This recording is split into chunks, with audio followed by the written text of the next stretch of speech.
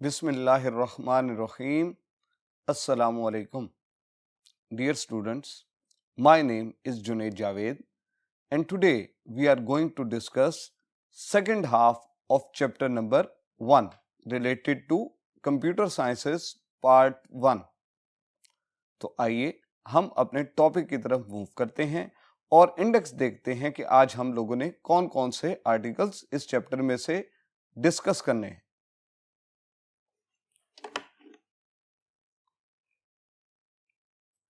तो स्टूडेंट्स, आज जैसा कि आपको मालूम है हम लोग फर्स्ट ईयर के चैप्टर नंबर 1 के सेकंड हाफ को डिस्कस करेंगे।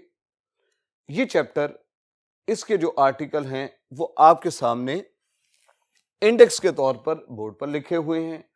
आज हम डिस्कस करेंगे, पहला टॉपिक होगा हमारा आउटपुट से रिलेटेड। इससे पहले फर्स्ट हाफ के अंदर आप इनपुट का पोर्शन मुकम्मल कर चुके हैं, तो इस पोर्शन में हम आउटपुट और आउटपुट डिवाइसेस से रिलेटेड चीजों को डिस्कस करेंगे। तो फर्स्ट टॉपिक आउटपुट की डेफिनेशन है, आउटपुट क्या होती है, आउटपुट की कितनी टाइप्स हैं, ये अंडर कंसिडरेशन होंगी। नेक्स्ट डिस्प्ले स्क्रीन्स का टॉपिक आता है, यानी आउटपुट डिवाइसेस। आउटपुट डिवाइसेस में से फर्स्ट आउटपुट डिवाइस में डिस्प्ले स्क्रीन को देखेंगे, इसकी टाइप्स डिस्कस होंगी, इसके फीचर्स डिस्कस होंगे, जैसे वीडियो डिस्प्ले अडेप्टर कार्ड है और इसकी टाइप्स में CRT और LCD हैं, उसको देखेंगे, इनका डिफरेंस डिस्कस करेंगे। इसके बाद सेकंड आउटपुट डिवाइसेस प्रिंटर की तरफ जाएंगे और इसकी टाइप्स को डिस्कस करेंगे। इसकी टाइप में इंपैक्ट, नॉन इंपैक्ट और आगे उसकी एग्जांपल्स हैं वो अंडर कंसिडरेशन होंगी। इसके बाद थर्ड आउटपुट डिवाइस प्लॉटर्स, उसकी टाइप्स, स्पीकर्स, इनको डिस्कस करेंगे। सेकंड लास्ट टॉपिक हमारा होगा units of data storage. Data storage के जितने भी यूनिट्स हैं, बेसिक से लेके एक्सटेंडेड तक, उनको देखेंगे कि इनमें से कौन कौन से सवालात कैसे कैसे बन के आ सकते हैं। और इन द लास्ट SDLC का टॉपिक, सबसे तवील टॉपिक इस चैप्टर का, सिस्टम डेवलपमेंट लाइफ साइकिल, ये क्या होती है, इसके कितने फेजेस हैं, हर फेज में कौन कौन सी एक्टिविटीज परफॉर्म होती है और कौन कौन से सवालात यहां से आ सकते हैं। तो स्टूडेंट्स, ये हमारे आज की इंडेक्स लिस्ट थी। अब इनको डिटेल से डिस्कस करने के लिए we move on to the next board.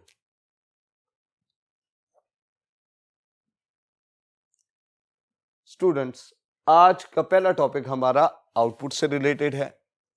आपको मालूम है, how can you define output? The information that is provided by the computer after processing is known as output.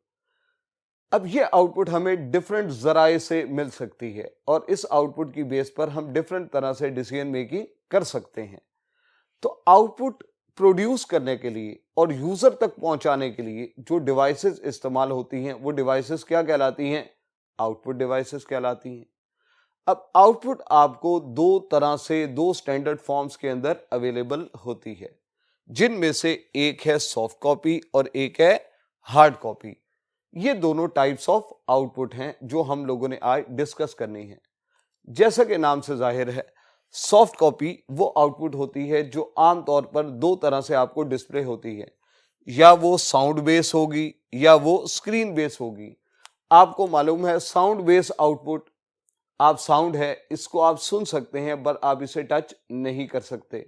इसी तरह या तो ये होगी स्क्रीन बेस आउटपुट, स्क्रीन पर भी जो आउटपुट आ रही है वो टेम्परेरी है, अनटचेबल है। अनटचेबल जो चीज होती है इसको हम कहते हैं इंटेंजिबल।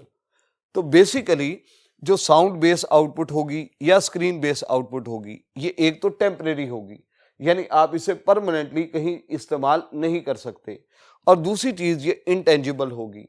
इंटेंजिबल का मतलब है अनटचेबल, आप इसे टच नहीं कर सकते। तो आमतौर पर सॉफ्ट कॉपी आउटपुट डिवाइसेस, वो डिवाइसेस जो सॉफ्ट कॉपी प्रोड्यूस करती हैं, उनमें से साउंड बेस कैटेगरी में आएंगे स्पीकर और स्क्रीन बेस कैटेगरी में आएंगे मॉनिटर्स, डिस्प्ले स्क्रीन्स या प्रोजेक्टर्स आएंगे। तो उम्मीद है ये सॉफ्ट कॉपी वाली जो सॉफ्ट कॉपी डिवाइस वाला जो कॉन्सेप्ट है ये आपको क्लियर होगा। अब चलते हैं हार्ड कॉपी की तरफ। हार्ड कॉपी आउटपुट डिवाइसेस वो आउटपुट डिवाइसेस हैं जो पेपर बेस आउटपुट देती हैं। अब पेपर बेस आउटपुट से मुराद है कि पेपर पे जो आउटपुट आ रही है वो फिजिकल है, टचेबल है, इसके लिए हम इसको कहते हैं ये टेंजिबल है। और परमानेंटली आप इसको रीयूज कर सकते हैं। सिस्टम बंद भी हो गया है, प्रिंटर की जो आउटपुट आपके पास प्रोड्यूस हुई है ये आप मजीद आगे इस्तेमाल कर सकते हैं। तो हार्ड कॉपी चूंकि पेपर बेस होती है और पेपर बेस आउटपुट वाली जो डिवाइसेज हैं जो हमें हार्ड कॉपी आउटपुट प्रोड्यूस करती हैं, उनमें से एक है प्रिंटर और एक है प्लॉटर। तो अक्सर पेपर में सवाल आता है which of the following is a soft copy output device. तो आपको सॉफ्ट कॉपी का कॉन्सेप्ट पता होना चाहिए और आप उस लिस्ट में से एक सॉफ्ट कॉपी आउटपुट डिवाइस ढूंढने के काबिल होने चाहिए। इसी तरह हार्ड कॉपी में जब भी बात आएगी तो हार्ड कॉपी हमेशा पेपर बेस होगी। अगर आपको तलाश करने को कहा जाए तो ये दो ही हो सकती हैं, या प्रिंटर या प्लॉटर। तो ऑप्शन में बोथ ए एंड बी भी हो सकती है, तो इनको जहन में रखिएगा।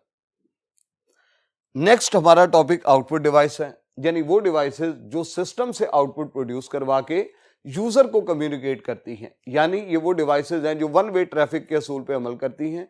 इंफॉर्मेशन फ्लो होती है फ्रॉम कंप्यूटर टू यूजर और आप इस पे आउटपुट रिजल्ट्स व्यू कर सकते हैं। ये इनमें से इसकी पहली कैटेगरी जो हम डिस्कस करेंगे वो है डिस्प्ले स्क्रीन्स। अब डिस्प्ले स्क्रीन्स वो आउटपुट डिवाइस है जो किस कैटेगरी में आएगी, सॉफ्ट कॉपी में, क्योंकि टेम्परेरी और इनटेंजिबल आउटपुट प्रोड्यूस करती है। अब स्क्रीन बेस्ड आउटपुट जो भी होगी वो सॉफ्ट कॉपी होगी और डिस्प्ले स्क्रीन के मुख्तलिफ फीचर्स होते हैं जो आपको पता होने चाहिए। जैसे सबसे पहला फीचर तो इसका है रेजोल्यूशन। रेजोल्यूशन का मतलब क्या है, पिक्चर क्वालिटी या क्लैरिटी। ये बताती है पिक्चर कितनी क्लियर है और इमेज कितना डिटेल में है, उसकी कलर स्कीम, ब्राइटनेस, कॉन्ट्रास्ट कैसे हैं। एक पिक्चर जितनी ज्यादा विजिबल होगी, जितना ब्राइट या शार्प होगी, हम कहेंगे उतनी उसकी रेजोल्यूशन अच्छी है। और एक पिक्चर जितनी डल होगी, कलर स्कीम उसकी थोड़ी लो होगी, हम कहेंगे इसकी रेजोल्यूशन खराब है या लो क्वालिटी रेजोल्यूशन इसकी जो है वो अप्लाई की जाती है। अब जब भी रेजोल्यूशन की बात आती है तो हम कहते हैं पिक्चर क्वालिटी या क्लैरिटी है, और इसको मेजर करने का जो यूनिट होता है वो क्या है, डॉट्स पर इंच। एक पिक्चर कंप्यूटर स्क्रीन के ऊपर मिलकर बनी होती है बहुत स्मॉलर डॉट्स से। स्क्रीन पर हर स्मॉल डॉट ये एक पिक्सल कहलाता है और आपकी स्क्रीन नंबर ऑफ पिक्सल्स के ऊपर मुश्तमिल होती है। ये नंबर ऑफ पिक्सल्स पर इंच जितने ज्यादा होंगे इमेज इतना ब्राइट या क्लियर होगा, और ये नंबर ऑफ डॉट्स जितने कम होंगे पिक्चर रेजोल्यूशन या ब्राइटनेस या क्वालिटी उतनी लो कंसीडर की जाएगी। इसलिए हम कहते हैं कि रेजोल्यूशन मेजर करने का यूनिट क्या है, डॉट्स पर इंच। इसको डीपीआई कहते हैं और डीपीआई का मतलब क्या है, नंबर ऑफ पिक्सल्स जो या डॉट्स जो 1 इंच में डिटरमिन किए जाते हैं। इसके साथ डिफरेंट स्क्रीन्स होती हैं, वो डिफरेंट साइज में आती हैं। स्क्रीन साइज आमतौर पर इंचेस में मेजर किया जाता है। अब फॉर एग्जांपल आप कहते हैं आपकी लैपटॉप की स्क्रीन का साइज 17 इंच है। अब वो 17 इंच साइज मेजर कैसे किया जाएगा, ना तो वो हॉरिजॉन्टली मेजर होता है ना ये वर्टिकली मेजर होता है। हमेशा स्क्रीन का साइज मेजर होता है इस फॉर्म में, इस लाइन को जो दो ट्रायंगल्स को आपस में सेपरेट कर रही हो या एक क्वाड्रिलेटरल को दो हिस्सों में तकसीम कर रही हो, इस लाइन को हम क्या कहते हैं, इस लाइन को हम डायगोनल कहते हैं। तो आमतौर पर स्क्रीन का साइज मेजर किया जाता है in the form of diagonal. तो अगर आप कहते हैं आपकी स्क्रीन 17 इंच की है तो वो 17 इंचेस असल में मेजर कैसे होते हैं, in the form of a diagonal. इसके बाद नेक्स्ट फीचर स्क्रीन का आता है वीडियो डिस्प्ले अडेप्टर। हर स्क्रीन कंप्यूटर से कम्युनिकेट करती है with the help of video display adapter card. ये कार्ड असल में एक सर्किट बोर्ड होता है जो आपके कंप्यूटर के अंदर किसी स्लॉट के अंदर, आमतौर पर ये एक्सपेंशन स्लॉट्स के अंदर अटैच किए जाते हैं। एक वायर की मदद से आपकी स्क्रीन कंप्यूटर के साथ अटैच होती है। तो कंप्यूटर में जिस जगह पर स्क्रीन अटैच हो रही होती है वो वीडियो डिस्प्ले अडेप्टर कार्ड होता है। मॉनिटर को जितनी भी इंस्ट्रक्शंस कंप्यूटर की तरफ से आ रही होती हैं वो इंस्ट्रक्शंस ये वीडियो डिस्प्ले अडेप्टर कार्ड बता रहा होता है। तो अक्सर एमसीक्यू आता है वीडियो डिस्प्ले अडेप्टर कार्ड क्या क्या चीज डिटरमिन करता है। तो असल में 3 से 4 चीजें हैं, फैक्टर्स हैं। ये बताता है किस साइज में, किस स्पीड में, किस कलर में और किस रेजोल्यूशन में एक इमेज स्क्रीन के ऊपर डिस्प्ले होगा। तो इमेज की क्वालिटी, क्लैरिटी, स्पीड और तमाम फैक्टर्स डिपेंड करते हैं वीडियो डिस्प्ले एडेप्टर कार्ड के ऊपर। तो जिस स्पीड, साइज और कलर में ये कार्ड इंस्ट्रक्शंस देगा, मॉनिटर स्क्रीन उस इमेज को उस साइज में, उस कलर में स्क्रीन पर डिस्प्ले कर देगी। इसका एब्रीविएशन याद रखिएगा, इसको वीडियो डिस्प्ले एडेप्टर कार्ड भी कहते हैं और वीडियो ग्राफिक्स कार्ड भी कहते हैं। उम्मीद है ये चीज आपको क्लियर हो गई होगी।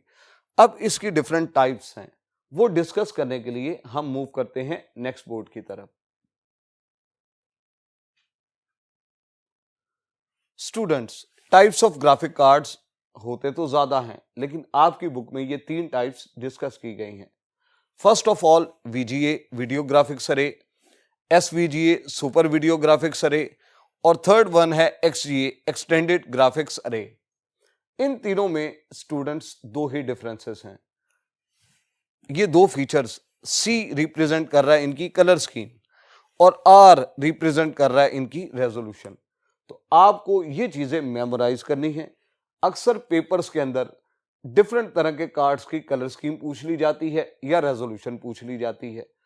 तो VGA कार्ड जो है, इसकी कलर स्कीम 16 से लेकर 256 कलर तक होती है। इनको 4 बिट कलर्स कहते हैं।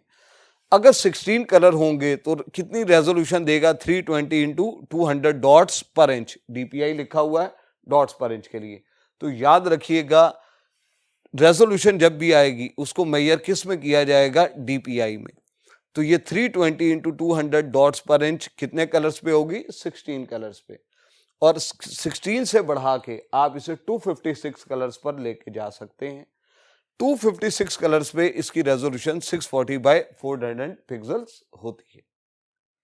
नेक्स्ट देखिएगा SVGA कलर स्कीम 256 कलर्स देता है, लेकिन एट हाई रेजोल्यूशन। रेजोल्यूशन इसकी 800 बाय 600 इस मोड में भी हो सकती है और 1024 बाय 768 भी हो सकती है। इसको हम कहते हैं 8 बिट कलर।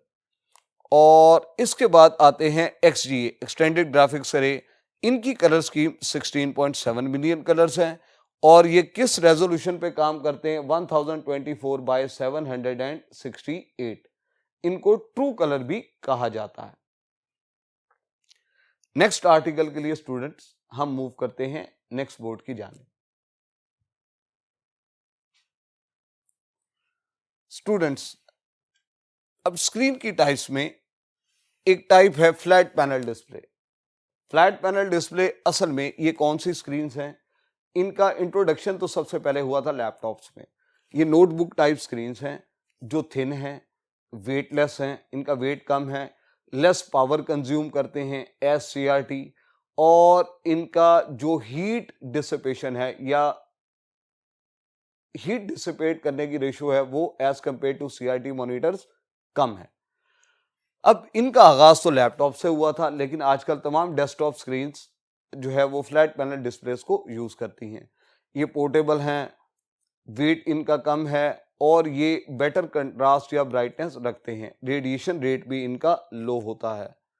अब ये डिफरेंट तरह की फ्लैट पैनल स्क्रीन्स हैं जो डिफरेंट तरह से इमेज को डिस्प्ले करती हैं। डिफरेंट टाइप्स हैं इनकी। आपकी बुक में चंद एक टाइप्स एक्सप्लेन हैं, जैसे पहली टाइप इसकी LCD लिक्विड क्रिस्टल डिस्प्ले, फिर GPD gas plasma display, third one ELD electroluminescent display. आमतौर पर इन सब स्क्रीन्स का स्ट्रक्चर ऐसा होता है, इसमें 2 प्लास्टिक या ग्लास लेयर्स हैं जो स्पेशलाइज्ड पोलराइज्ड मटेरियल से बनी होती हैं और इनके दरमियान कोई ना कोई टेक्निक इस्तेमाल होती है।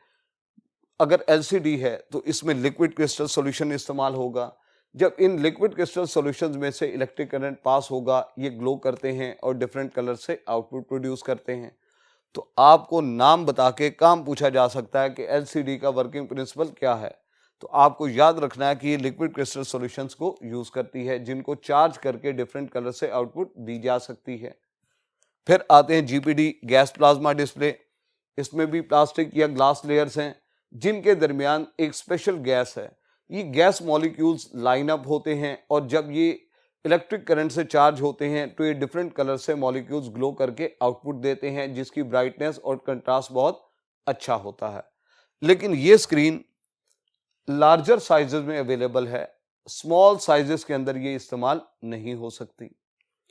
फिर ELD है, इलेक्ट्रोल्यूमिनेसेंट डिस्प्ले। इसमें भी उस ग्लास लेयर्स के दरमियान एक स्पेशल सब्सटेंस इस्तेमाल होता है जो इलेक्ट्रिक करंट के पास होने पर ग्लो करता है और डिफरेंट कलर से आउटपुट प्रोड्यूस करेगा। तो स्टूडेंट्स, ये थे फ्लैट पैनल डिस्प्लेस, जिससे आपको चंद सवालात आ सकते हैं। नेक्स्ट टॉपिक के लिए हम मूव करते हैं नेक्स्ट बोर्ड की जानिब।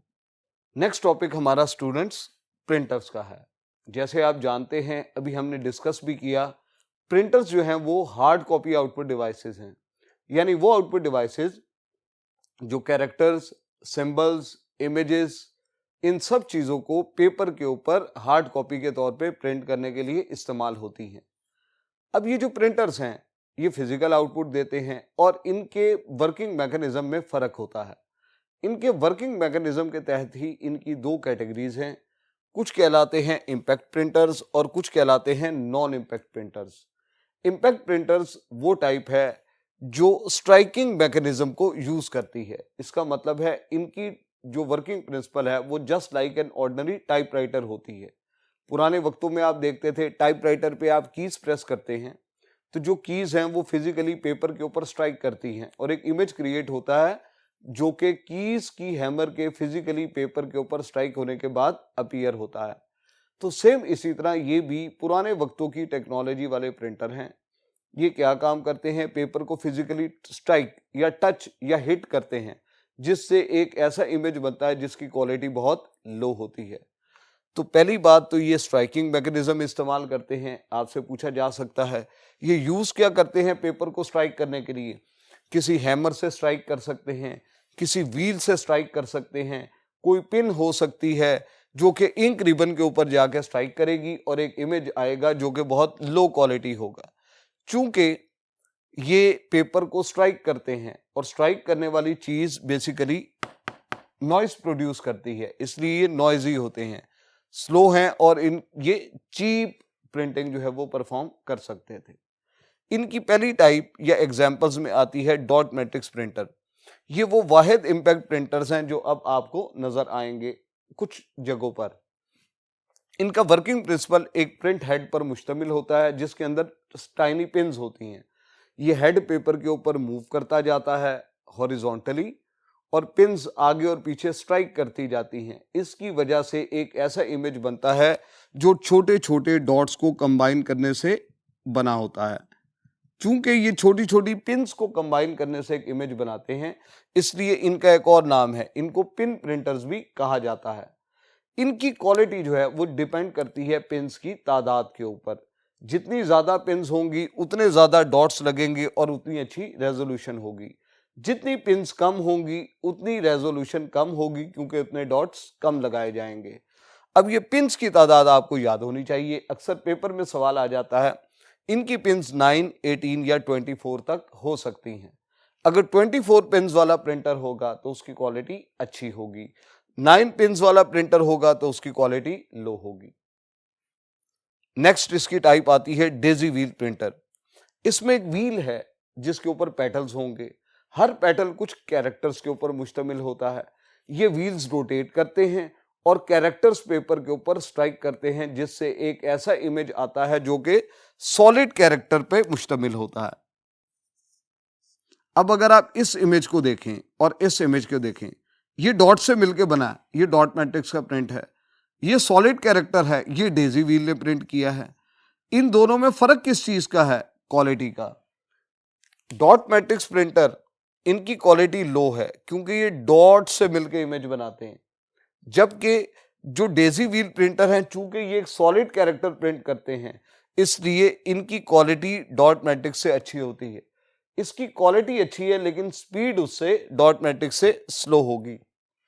वर्किंग प्रिंसिपल इनका जस्ट लाइक आप वो देखते हैं एक स्टैंप है, आप स्टैंप को रोटेट करते हैं, उसके पेटल्स रोटेट होने से कैरेक्टर्स रोटेट होते हैं, फिर आप उस स्टैंप को फिजिकली पेपर के ऊपर जब स्ट्राइक करेंगे तो एक ऐसा इमेज आता है जिससे सॉलिड कैरेक्टर्स पेपर के ऊपर प्रिंट हुए नजर आते हैं। तो ये प्रिंटर्स अब ज्यादा इस्तेमाल नहीं होते, ना ही ये आपको यूज होते नजर आएंगे।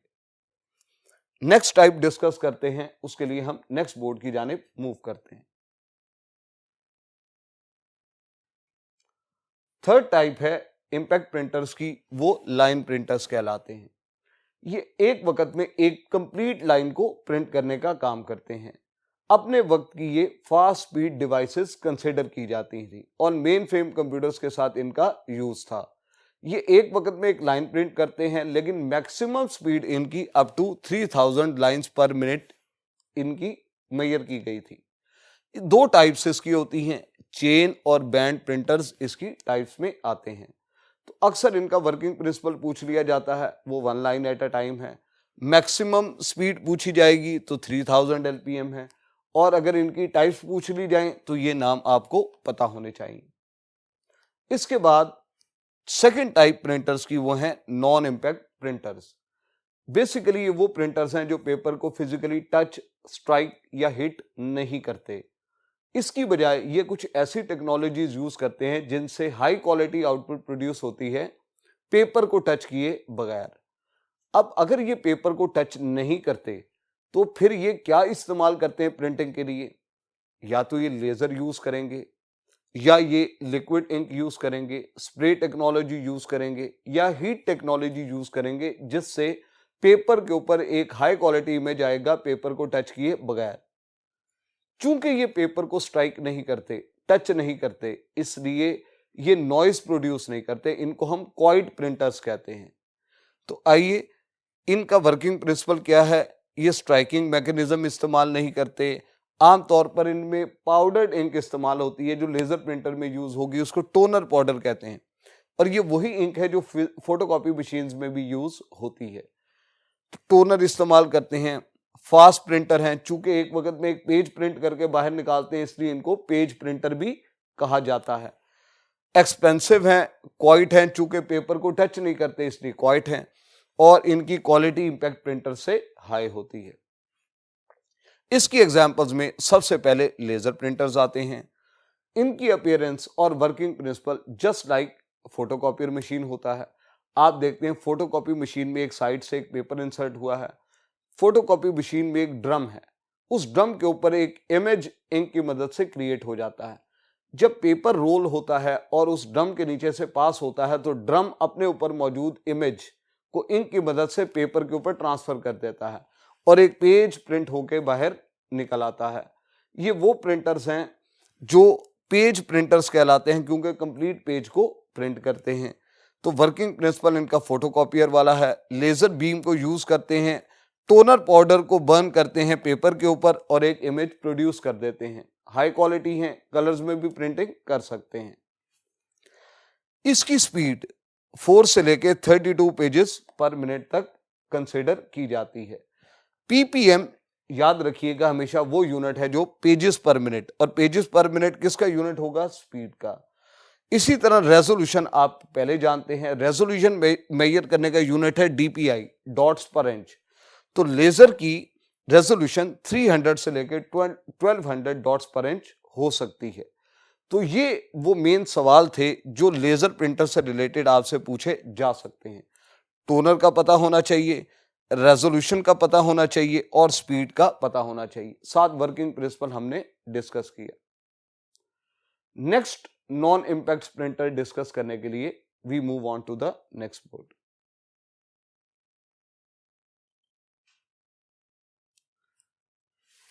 Second type of non impact printer है इंकजेट प्रिंटर्स।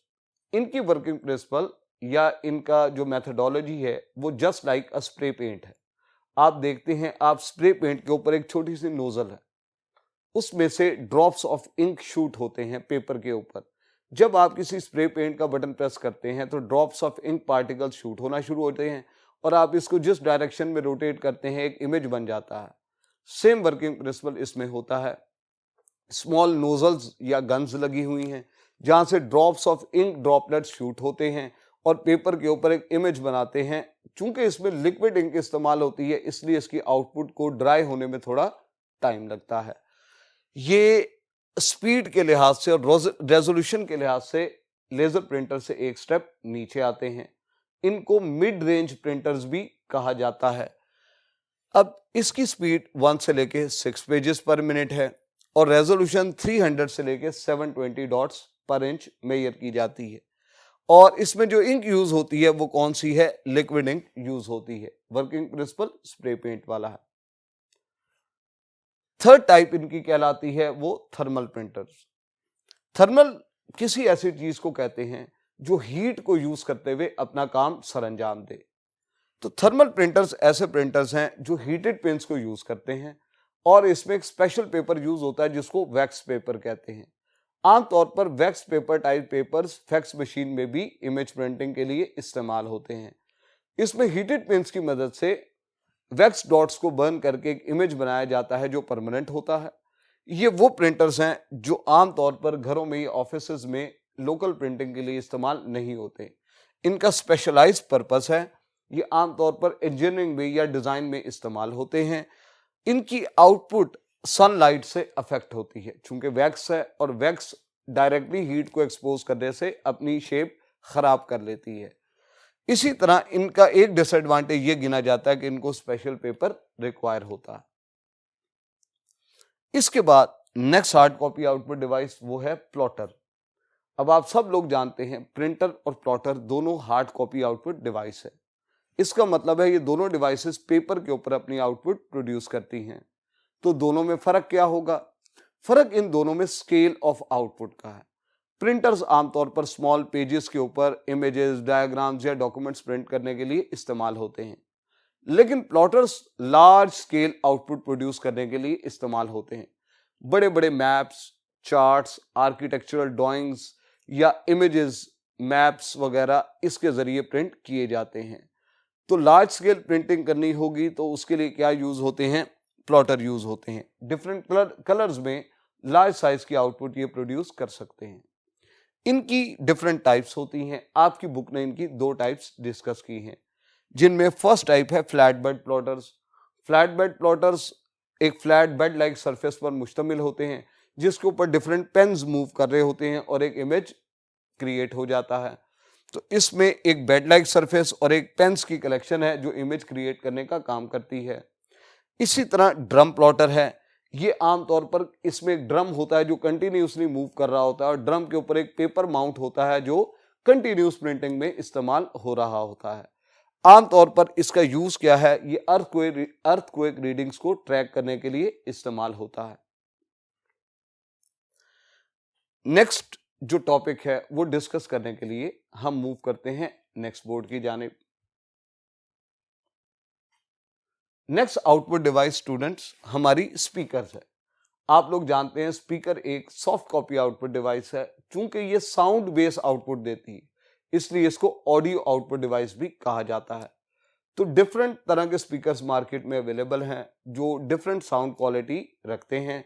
तो इसमें तो सिंपल सी बात है, ये क्या करते हैं? साउंड बेस आउटपुट देते हैं और सॉफ्ट कॉपी कैटेगरी में आते हैं। इसके बाद नेक्स्ट टॉपिक बड़ा ही इंपॉर्टेंट, वो है units of data storage. Units of data storage असल में ये वो यूनिट्स हैं जो डेटा की कैपेसिटी मेजर करने के लिए इस्तेमाल होते हैं। आपको कैसे पता लगेगा कितना डेटा आया, कितना डेटा स्टोर हो गया, कितना डेटा जा रहा है, आ रहा है, ट्रांसमिट हो रहा है? तो उसकी कैपेसिटी मेजर करने के लिए जो यूनिट्स होते हैं वो डेटा स्टोरेज यूनिट्स कहलाते हैं। अगर कम तादाद में डेटा मेजर करना है तो यूनिट्स और होंगे, बड़ी तादाद में डेटा मेजर करना है तो यूनिट्स और होंगे। आइए इन यूनिट्स को डिस्कस करते हैं।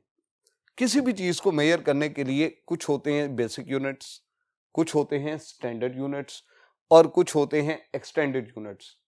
डेटा स्टोरेज के लिए बेसिक यूनिट कौन सा है? असल में बेसिक यूनिट हम कहते हैं किसी भी ऐसे यूनिट को जो सबसे छोटा यूनिट हो, यानी बाकी तमाम यूनिट्स इस यूनिट के ऊपर बेस करते हो, इससे मिलके क्रिएट किए जाते हो।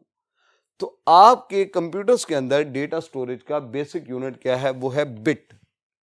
बिट असल में एक बाइनरी डिजिट की एब्रीविएशन है और बाइनरी डिजिट या 0 होगा या 1 होगा। कंप्यूटर मेमोरी में हर सर्किट एक बिट कहलाता है। वो या ऑन होगा या ऑफ होगा। अगर ऑन होगा तो उसकी स्टेट 1 है और अगर वो ऑफ होगा तो उसकी स्टेट 0 है। तो हर ऑन ऑफ स्टेट को हम क्या नाम देते हैं, एक बिट का नाम देते हैं। अब बिट से बड़ा यूनिट वो है स्टैंडर्ड यूनिट। स्टैंडर्ड यूनिट वो यूनिट होता है जिसमें हम आमतौर पर डीलिंग करते हैं। डीलिंग यूनिट आपका स्टैंडर्ड यूनिट होता है। आपने कोई भी ऐसा यूनिट देखा होगा जिसमें आप डील कर रहे हो, फॉर एग्जांपल आपकी करेंसी का बेसिक यूनिट है पैसा, क्योंकि सबसे छोटा यूनिट पैसा है, लेकिन आपका स्टैंडर्ड यूनिट आप कभी पैसे में डील नहीं करते। आप हमेशा एक स्टैंडर्ड यूनिट है रुपीज, आप उसमें डील करते हैं।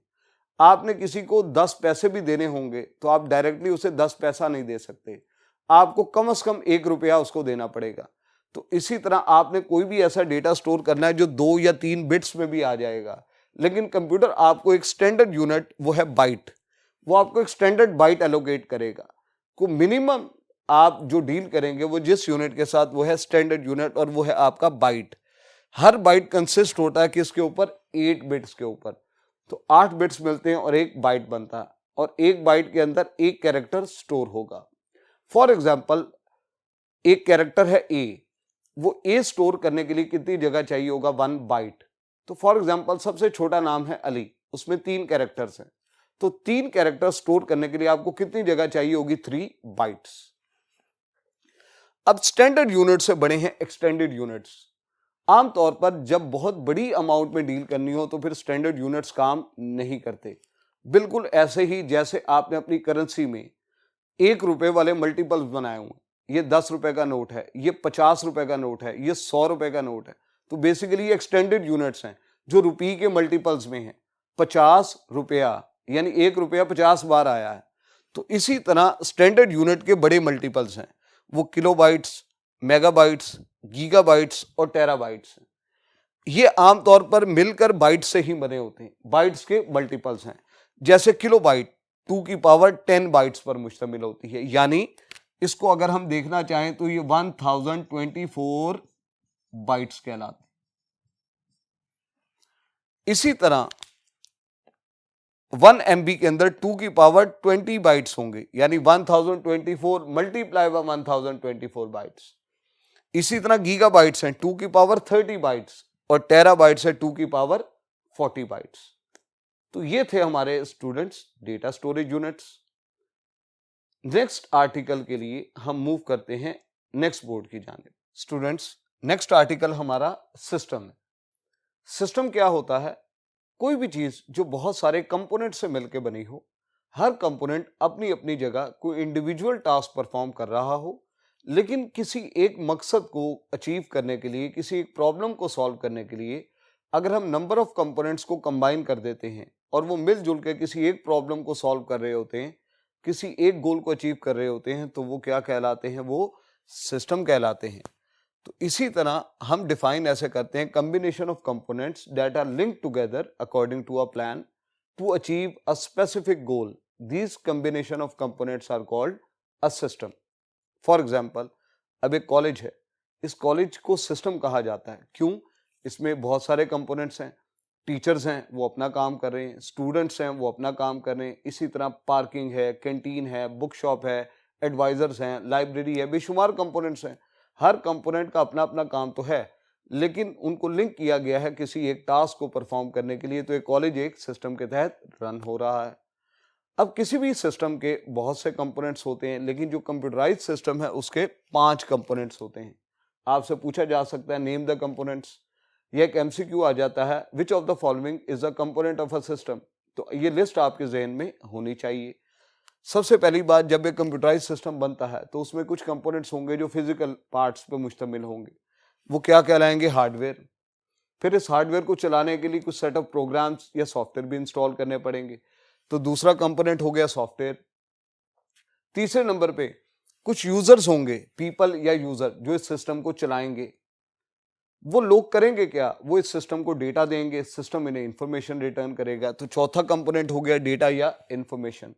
और 5वें नंबर पे कम्युनिकेशन सेटअप, इसके जरिए इंफॉर्मेशन एक जगह से दूसरी जगह ट्रांसफर होगी। इसमें इंटरनेट कनेक्शंस, ईमेल, फैक्स या बाकी कंपोनेंट्स आ जाते हैं। तो these are the 5 components of a system. Next जो टॉपिक है वो डिस्कस करते हैं SDLC। SDLC stands for system development life cycle. ये एक ऑर्गेनाइज वे है जो सिस्टम को डेवलप करने के लिए इस्तेमाल होता है। तो सिस्टम डेवलप करना एक प्रोसेस है। इस प्रोसेस की डिवीजन डिफरेंट स्टेप्स में है। उन स्टेप्स की कलेक्शन क्या कहलाती है? SDLC कहलाती है। तो बेसिकली आपसे पूछा जा सकता है how many components are there in SDLC, तो हम कहते हैं इसके 7 फेजेस हैं। वो 7 फेजेस एक तरतीब से डिस्कस होते हैं। ये आपको भी इनके नाम एक तरतीब से याद रखने होंगे। आपसे पूछा जा सकता है which of the following is the third phase of SDLC, तो वो आपको पता होना चाहिए वो क्या है? डिजाइन। फर्स्ट फेज पूछा जाए preliminary investigation and so on. Last phase पूछा जाए तो वो कौन सा होगा? मेंटेनेंस। अब इनकी डिटेल डिस्कस करने के लिए हम मूव करते हैं नेक्स्ट बोर्ड की जानिब। तो स्टूडेंट्स, SDLC का पहला फेज वो है प्रिलिमिनरी इन्वेस्टिगेशन। प्रिलिमिनरी कहते हैं इब्तदाई और इन्वेस्टिगेशन है तहकीकात। उस सिस्टम को बनाने से पहले अगर इब्तदाई तौर पे उसका एक जायजा ले लिया जाए कि सिस्टम क्या है, इसमें कौन कौन सी चीजें इन्वॉल्व हैं, एक इनिशियल स्टडी परफॉर्म की जाए, तो ये स्टडी क्या कहलाती है? Preliminary investigation. तो सवाल पूछा जा सकता है which of the following is an initial study about a system that is to be developed, तो वो कौन सा होगा? वो सिर्फ एक ही फेज है, वो है प्रिलिमिनरी इन्वेस्टिगेशन। अब ये 4-5 एक्टिविटीज, स्टेप्स या स्टेजेस पर मुश्तमिल एक फेज है। इन 5 स्टेप्स की कलेक्शन ये प्रिलिमिनरी इन्वेस्टिगेशन कहलाती है। इनमें से पहला स्टेज या पहला स्टेप क्या होगा? System identification. इसमें हम देखेंगे सिस्टम किस किस्म का है, what type of system is being developed, either it is a school, a hospital, a college, a university. वो क्या चीज है जिसको हम बनाने जा रहे हैं। तो जिस टाइप का सिस्टम होगा फिर उस तरह की स्ट्रेटेजी का या उस तरह के कंपोनेंट्स का इंतखाब किया जाएगा। सेकंड स्टेप है system scope. Scope means boundaries, restrictions, limitations. किन रिस्ट्रिक्शंस या बाउंड्रीज के अंदर अंदर रहते हुए हमने एक सिस्टम को डेवलप करना है, ये क्या कहलाएगा? उसका स्कोप। थर्ड नंबर पे ऑल्टरनेटिव सॉल्यूशंस। एक सिस्टम को या एक प्रॉब्लम को सॉल्व करने के बहुत सारे मेथड्स हो सकते हैं। आप उन तमाम मेथड्स को सामने रखें, लेकिन चूज किसको करेंगे? जो बेस्ट ऑप्शन होगी, तो ये ऑल्टरनेटिव सॉल्यूशंस कहलाते हैं। Fourth one is feasibility study. Feasible का मतलब होता है पॉसिबल होना, तो फीजिबिलिटी का वर्ड निकला है पॉसिबिलिटी से। तो फीजिबिलिटी स्टडी एक इनिशियल स्टडी है जो आप परफॉर्म करते हैं एक सिस्टम को बनाने से पहले। इसमें बहुत सी चीजें, बहुत सारे फैक्टर्स एक सिस्टम के बारे में देखे जाते हैं। क्या इन फैक्टर्स की बेस पर सिस्टम बनाना हमारे लिए फायदेमंद होगा भी या नहीं, बजाय ये कि आप मुंह उठा के सिस्टम डेवलप करना शुरू कर दें और दरमियान में जाने के बाद आपको पता लगे आपके पास तो इतने रिसोर्सेज हैं ही नहीं कि आप इस सिस्टम को कंप्लीट कर पाएंगे।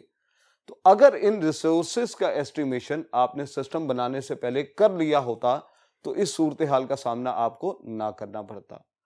तो फीजिबिलिटी स्टडी एक इनिशियल स्टडी है जिसमें हम देखते हैं क्या हम सिस्टम को टेक्निकली चला सकते हैं, ऑपरेशनली वो हमारे लिए फीजिबल है, socially, technically, operationally, economically, financially.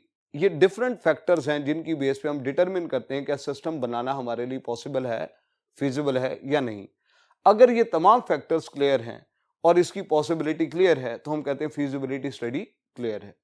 अब हम मूव करते हैं नेक्स्ट स्टेज की जाने, वो है प्रिलिमिनरी प्लान।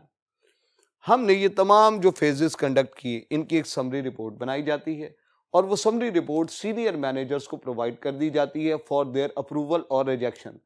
अगर सीनियर मैनेजर्स हमारी इस तमाम रिपोर्ट से मुतमईन होते हैं तो वो प्रिलिमिनरी प्लान को क्लियर कर देते हैं और SDLC का पहला फेज मुकम्मल हो जाता है और हम मूव कर जाते हैं नेक्स्ट फेज में।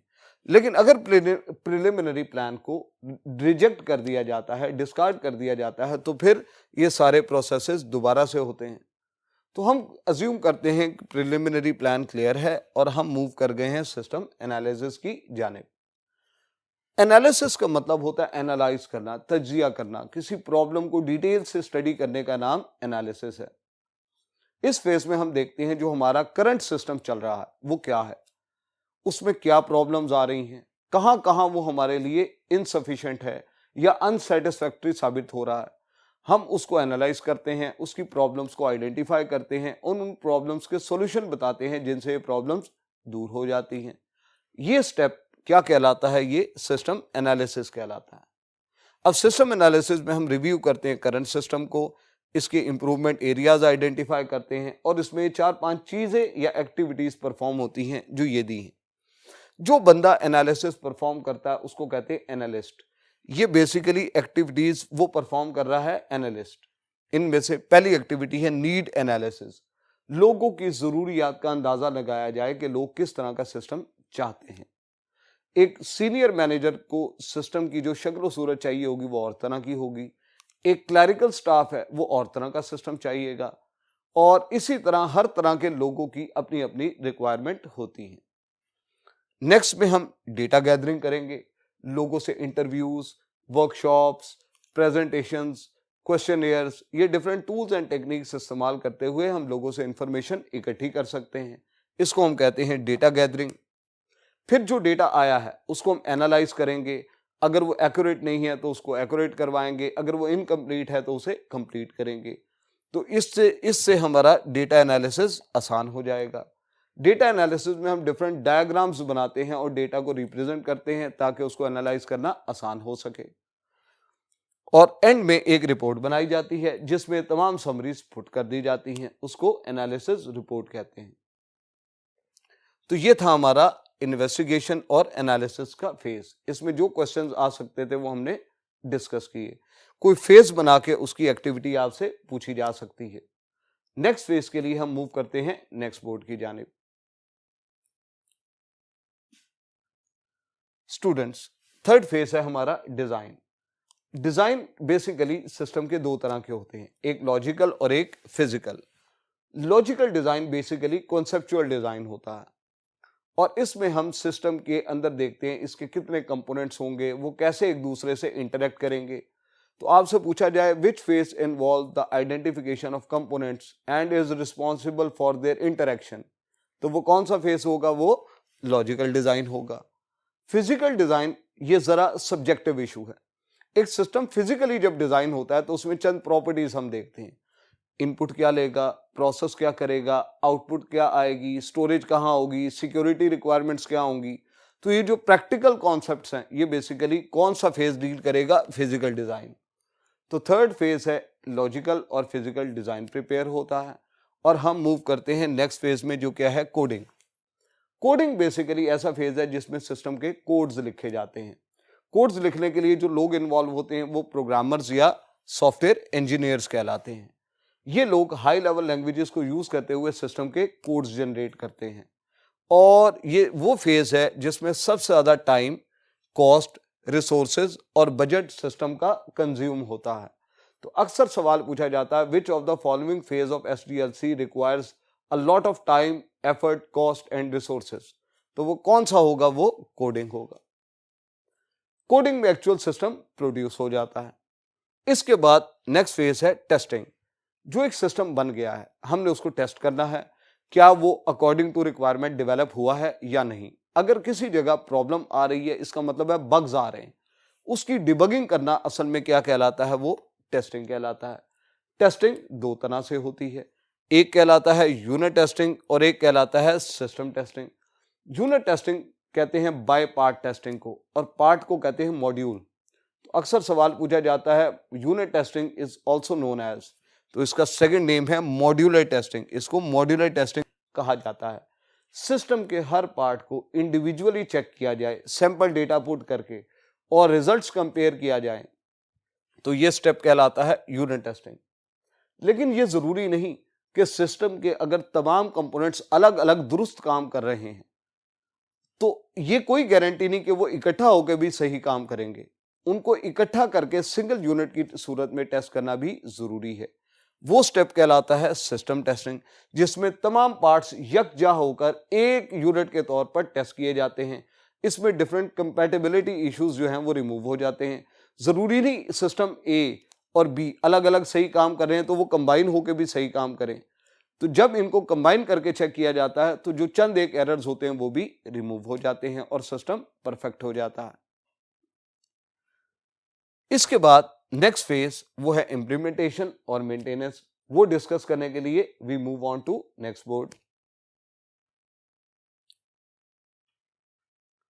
तो स्टूडेंट्स, सिक्स्थ फेज एसडीएलसी का इंप्लीमेंटेशन कहलाता है। इंप्लीमेंटेशन दो चीजों का नाम है, एक है इंस्टॉलेशन और एक है ट्रेनिंग।